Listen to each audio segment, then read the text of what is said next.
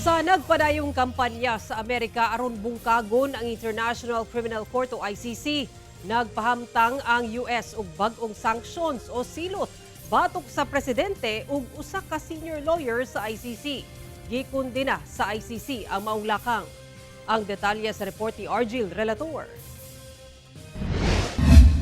Gibutyag ni US Secretary of State Marco Rubio nga gipahamtangan og silot si Tomoko Akane, usa ka Japanese judge ug kasamtangang presidente sa International Criminal Court ug ang senior trial lawyer nga si Abdoulaye Say.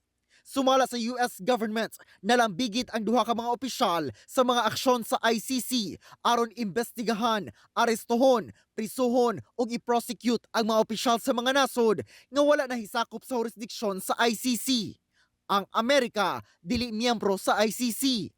Ang maong lakang kabahin sa kampanya sa administrasyon ni US President Donald Trump batok sa ICC.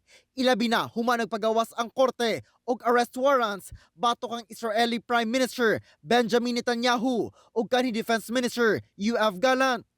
Sa pahayag sa ICC, ilang gikondena ang ipahamtang nga silot ug giingong nakapahuyang kini sa rule of law.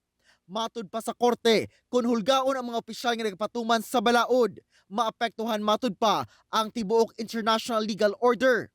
Tungod sa sanctions, mahimong ma-freeze ang bisan unsang assets sa duha ka mga opisyal sa ICC nga anaa sa Amerika ug mahimong maputol ang ilang access sa US financial system. Bisan pa niini, nagpagawas ang US Treasury Department og temporaryong permit aron tugutan ang pipila ka transaksyon nga may kalabutan sa duha hangtod sa September 17. Ako si Argil Relator. 1 Mindanao.